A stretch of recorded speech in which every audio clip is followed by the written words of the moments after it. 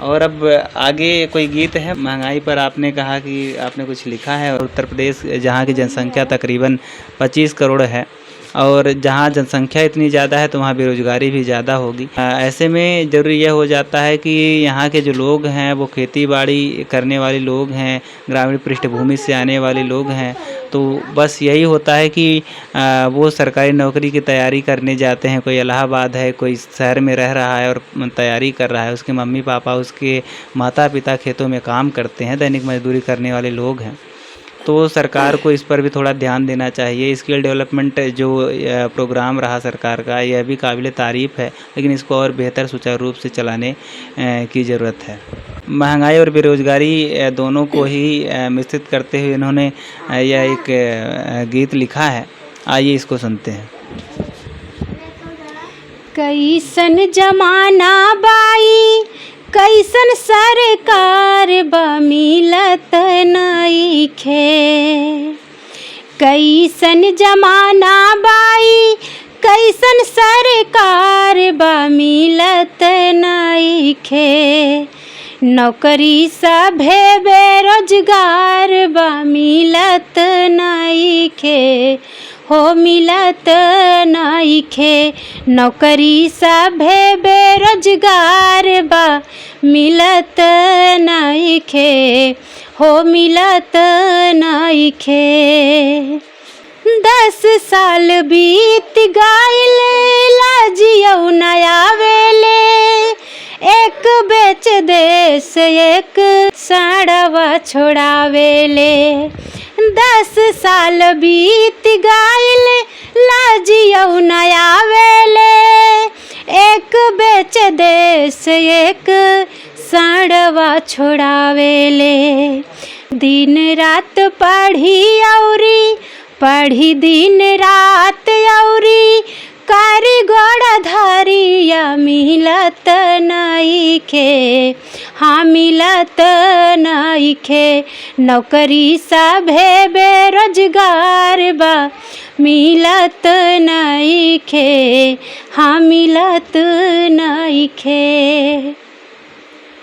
जब महंगाई पे कर केहू बतिया, लागे जैसे आई जाला कपड़ा या फतिया।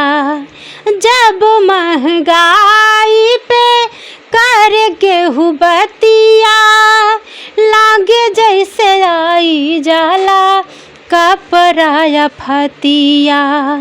5 किलो राशन पे 5 किलो राशन पे हाथ जोड़वाले मिलत नइखे, हो मिलत नइखे।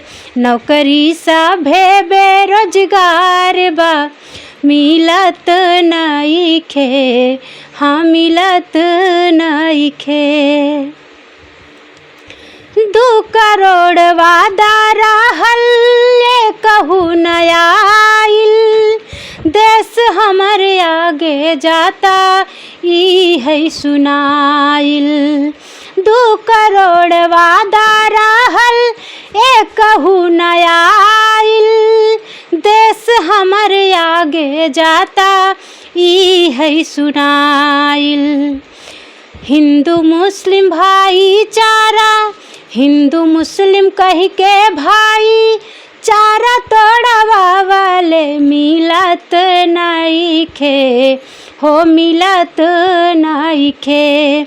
नौकरी सभे बेरोजगार बा मिलत नइखे, हो मिलत नइखे। तो यह आपने देखा कि महंगाई और बेरोजगारी पर गीत रहा इनका।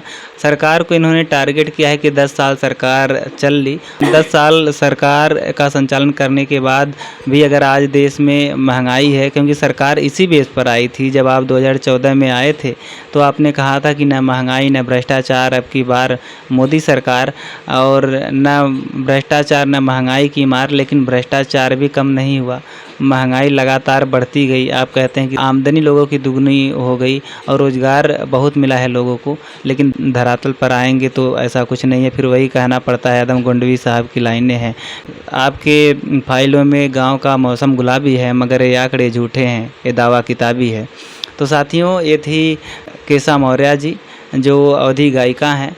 बहुत बहुत धन्यवाद आपका कि आपने अपना बेशकीमती वक्त हम लोगों के लिए निकाला, और गांव में तमाम काम होते हैं महिलाओं के लिए।